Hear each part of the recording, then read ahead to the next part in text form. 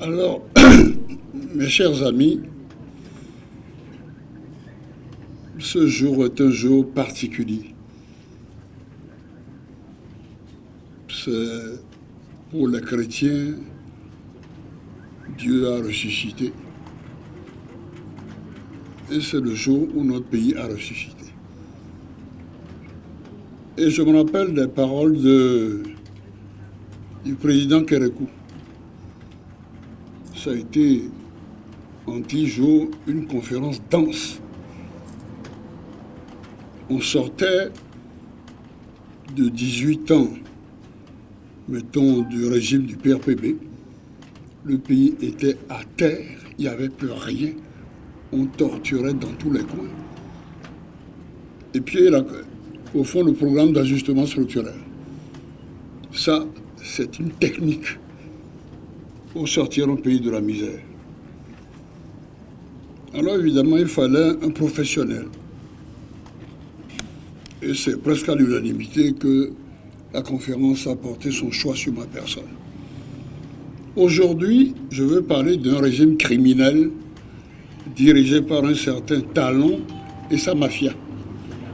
Moi, je suis clair et net.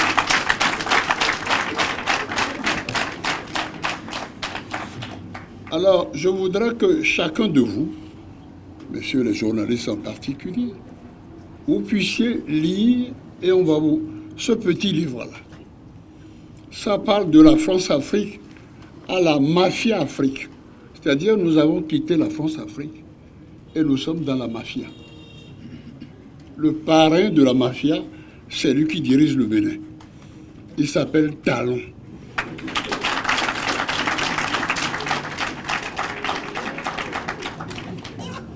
Je le connais bien puisque il s'est jeté à mes pieds à comment dirais-je, à Boulogne en disant « Papa, sauve-moi ». Je dis « Mais qu'est-ce qu'il y a ?»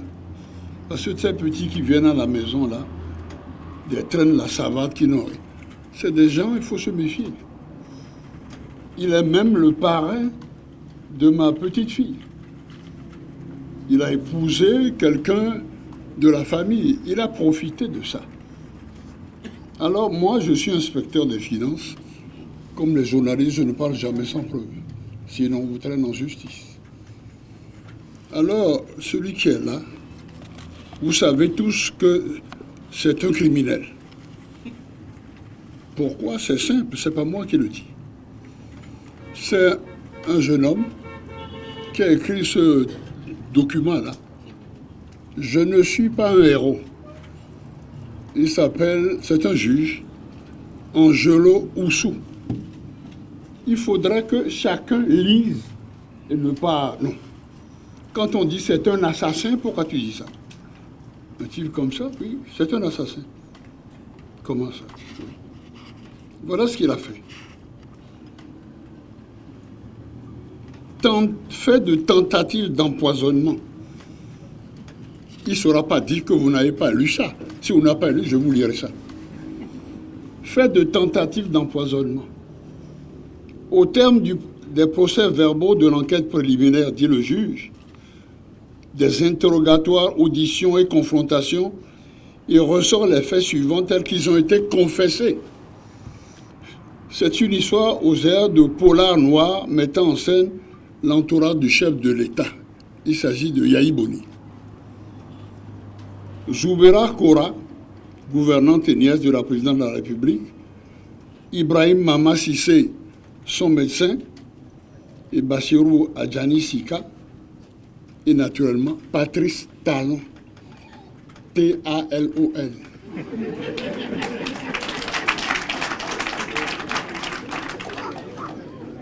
Et ce Zoubera Kora a déclaré au juge que Patrice lui a confié la mission d'administrer au chef de l'État.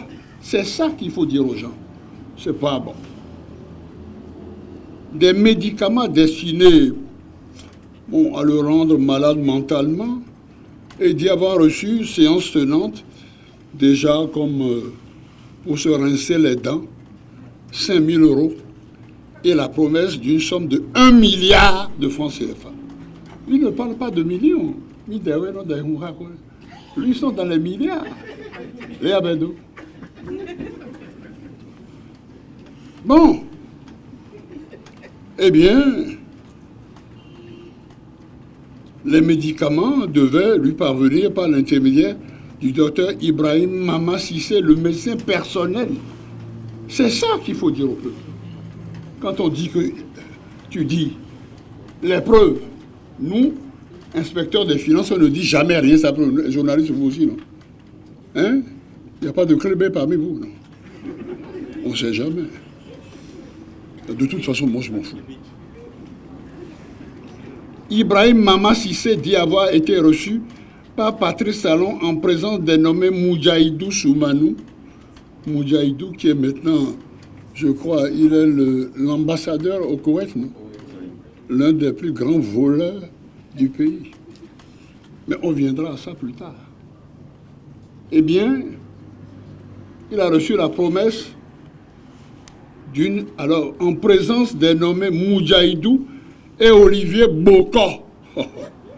Voilà un champion aussi, là. C'est les machines agricoles. On appelle le vice-président. Enfin. Et naturellement,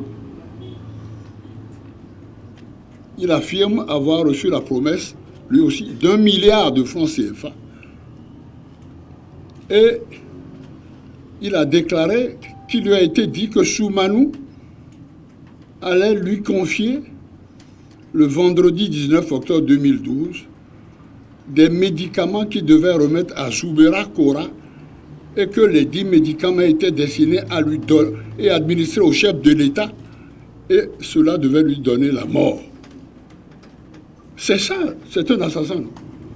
Quelqu'un qui veut conquérir quelqu'un, il veut qu'il vive. Bon, en préparation de cette opération, bon, donc on peut dire Moudjahidou Soumanou, Ibrahim Mama Cissé et Olivier Bocor se seraient donc rencontrés à New York parce que le chef du gang ne se déplace pas. Il envoie comme contre mon fils qu'on a voulu tuer, vous le savez bien. Mais on va s'occuper de lui. Sous nous, quand les gens et les sous-tons. Et qui n'est qu'un le jour quand même, on a les boussons d'enfants. C'est ça.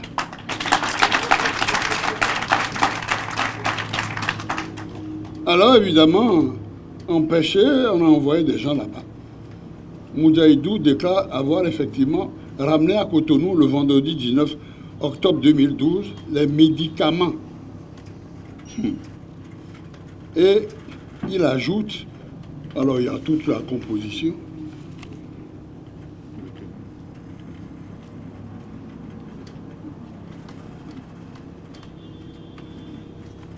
Bon, alors ce que je veux dire simplement, ils ont fait tout ça, mais on a su. Et Yahi Boni, quand la jeune fille est revenue, elle a dit à son fiancé, on va être multimilliardaire, on va être milliardaire. Il dit, tu es malade? Il dit non. Voilà ce qui va se passer. Et évidemment, c'est comme ça que le fils et le président ont été avertis. On a procédé à l'arrestation, on peut dire, du docteur Ibrahim Mama Cissé, et on a fait la même chose pour Zoubera Kora. Bon, c'est le docteur qui a dit à ces gens comment on doit assassiner, on peut dire, la personne. Et du vendredi 19 au samedi 20 octobre, Patrice Talon, soucieux de s'assurer de l'exécution, a envoyé des fax. Et tout ce joli monde est passé aux aveux. Alors quand nous disons que Talon est un assassin, c'est basé sur des preuves indiscutables d'un juge, qui actuellement, on peut dire, au palais. Parce qu'on ne sait pas comment se débarrasser de lui. Mais il a laissé ce document-là. Bon.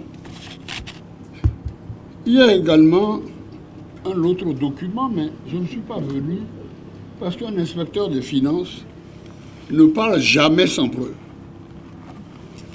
Bon, j'étais venu avec beaucoup de documents, mais je crois qu'on aura une autre occasion pour vraiment parler de ça, mais ce sont des criminels, mais il n'y a pas que ça. Ce sont également des voleurs. Je ne parle jamais sans preuve. Voilà. C'est un rapport du Fonds de la Banque mondiale. Messieurs les journalistes. Eh bien, qu'est-ce qu'on dit là-dedans? Non seulement nous avons l'assassin, mais nous avons... Parce que quand j'ai été élu à la conférence nationale, mais il fallait que j'aie, comment dirais-je, une culture de rente pour pouvoir emprunter. Si tu n'as pas ça, le Fonds monétaire, la banque ne te prête pas. Et la seule culture de rente qu'on avait, c'était le coton. J'ai refusé qu'on le privatise. Et c'est moi qui ai fait que ce qu'on appelle maintenant la Sonapra et tout ça, qui était une propriété, on peut dire, de la CFDT, est devenue une propriété du Bénin. Et il se trouve que Kérékou est revenu, il n'a pas touché à ça. Malheureusement, celui qui était à mon cabinet, le dénommé, comment dirais-je, enfin, vous le connaissez, bon, a passé un contrat. Alors que, actuellement, on emprunte à tour de rôle. On ne sait même pas pourquoi. Et je vais vous expliquer, parce que je ne vais pas partir comme ça en catimini. Le Amatou en haut, tu ne peux pas comprendre. On voit Talon et son gang, parce qu'il n'y a pas d'autre mot. Et je suis prêt. Je vais dire que je vais le capturer avant. Il peut faire tout ce qu'il veut là. Parce que là, il a pris les biens de l'État. Sans appel d'offres. Et là, comme dit la banque, la mainmise des élites sur le secteur du coton. Il dit qu'il est le roi du coton. Agbo, non. Eh bien, ouais. Agbo, il a vu l'argent où? Lui qui traîne la savate. C'est un escroc. C'est moi qui dis ça. Et je compte le capturer. Hein, ouais.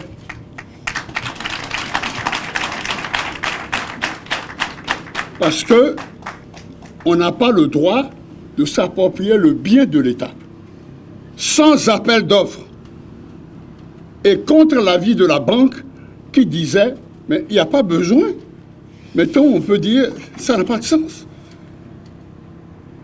Mais il ne faut pas. Mais dès que Kérékou est parti, qui a dit non, il faut rendre à César ce qui est à César. Eh bien, à la grande surprise, Yahi Boni a passé un accord avec, comment dirais-je, le bonhomme qui est là. Et naturellement, ils se sont entendus. Il y avait ce livre qui sortait qui disait « L'intrus qui connaissait la maison ». Quelle maison ça? Et on dit que le journaliste en question, un certain, comment il s'appelle? Édouard Loco, est l'un des journalistes villénois les plus talentueux de ça. J'aimerais bien rencontrer ce talentueux gars-là. Vous le connaissez? Alors dites-lui pourquoi il a peur de me rencontrer. Comment? Moi, je suis un homme aimable. J'aimerais savoir. Et Yahi Boni a passé un contrat avec, on peut dire, le tueur. Et c'est ce tueur vers lequel il s'est retourné pour le chaos. Pourquoi? Il a demandé à ce moment-là qu'on lui donne le port. Il a donné le port, non? Il faut suivre la chronologie des faits. Pourquoi? Le port. Et il a créé le port sec. Il ne se gêne pas. Mais nous sommes là, je vais le capturer. Moi, je ne fais pas de souci. Non, parce que là, c'est trop gros. Tu voles et tu utilises l'État pour terroriser les gens et tu tires à balles réelles. Quand les chefs d'État m'ont dit, mais dis donc, ton petit là, tu sais que on n'a plus de gaz lacrymogène comme il a lancé contre toi. Mais on n'a que des balles réelles. Il dit, envoyez-moi. Et il a tué des gens dans ce pays. Mais qui tue par le peu, c'est Bébiton. Qui tue par l'épée? Voilà, il sait ce qu'il attend. C'est pour ça qu'il a peur. Et je suis disposé à le capturer.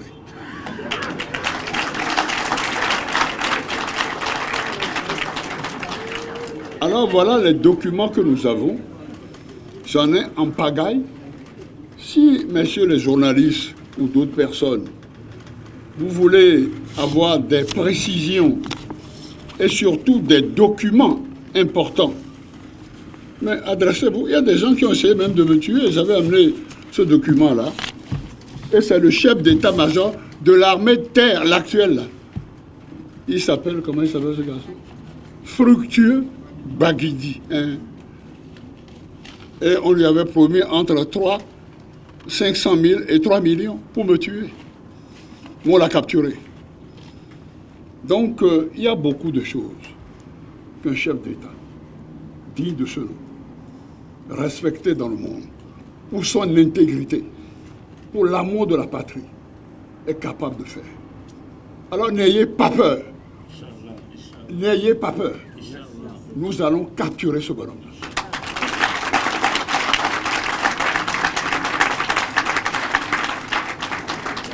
Il y a ce document que je voudrais, je ne sais pas comment. Il parle de la France-Afrique. C'est la France qui, évidemment,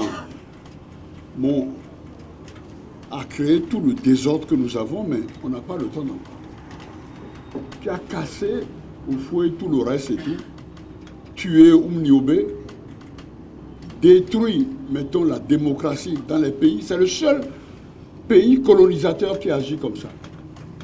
Aucun pays colonisateur, parce que quand le président américain Roosevelt a dit à Churchill maintenant, il est temps de libérer toutes les colonies du monde. Tu oublies qu'on était à l'une de tes colonies? Bon, le type n'était pas d'accord, mais il a accepté. Et quand ils ont vaincu Adolf Hitler, parce que De Gaulle a détalé comme un lapin devant, on peut dire, Adolf Hitler. Un lapin devant les troupes de Guderian. Il y avait un Allemand, monsieur de Roton. En 6 semaines, il a broyé l'armée qui était considérée comme la meilleure d'Europe. Et De Gaulle, lui, il prend la fuite. Il a pris la fuite la seconde fois quand il y avait des étudiants. C'est comme ça que je me suis orienté vers l'histoire. Après avoir fait... Et il est parti à Baden-Baden. Donc lui, c'est... Ou alors, il fait son cinéma. Parce qu'il sort d'une famille de grands malades. Je vous en parlerai. De très grands malades. Il n'a pas eu de chance, il a eu également une fille trisomique. Et il a eu comme collaborateur Foucault, qui est le fils d'un curé. Alors vous imaginez ce que ça peut donner. Hein? Qu'est-ce que vous voulez que l'Afrique puisse faire dans cette affaire-là? Alors, résultat, tout le monde a pu, même avec vraiment, ils ont quitté chacun de leurs colonies. Les Hollandais qui avaient, mettons, l'Indonésie, Sumatra, Java, Bornéo, ils n'ont pas touché. Les Belges qui sont des criminels, puisqu'ils ont mis le corps de Patrice Lumumba dans la scie. Mais ils n'ont pas cassé, on peut dire, le Zaïre. Mais il se trouve que, comment dirais-je, le Nigeria, c'est une fédération, il y avait les Hausa, les Ibo, et les Anglais ont dit, vous ne venez que grouper. Vous ne venez pas chacun avec... Non, mais pas. Et ils sont 200 millions maintenant. Le Ghana, etc. On n'a pas cassé. Il n'y a que la France qui a pris le petit Vietnam, Vietnam du Nord, Vietnam du Sud, Laos, Cambodge, et cassé ça en petits morceaux. Jusqu'à ce qu'un certain Pol Pot, on se rappelle de ce film. Je dis, ils ont cassé la fédération d'AOF et d'AOF. Qu'est-ce que vous voulez qu'on en soit? Des pays de 10 millions, 12 millions, tonnerre. Non, ils sont sérieux. Un pays de 10 millions, ça va où ça? Tu vois, aux États-Unis, il y a des gouverneurs de, comment dirais-je, du Rhode Island et tout ça. Vous n'avez jamais entendu parler de... Si je vous avais parlé de Rhode Island, vous saurez qu'il y a un gouverneur là-bas. On parle de, comment dire, de la Californie. On parle du Texas. On parle de la Floride. Mais qui parle des petits pays comme ça? Il n'y a que dans les pays comme ça que vous mettez des voleurs et des assassins, n'est-ce pas? Messieurs les journalistes, on ne parle jamais sans preuve, n'est-ce pas? J'étais revenu avec beaucoup de preuves. Mais évidemment, j'ai des gens qui m'attendent depuis longtemps. J'ai dit commencer à manger. Mais je suis heureux d'être venu parce que ce jour est un grand jour.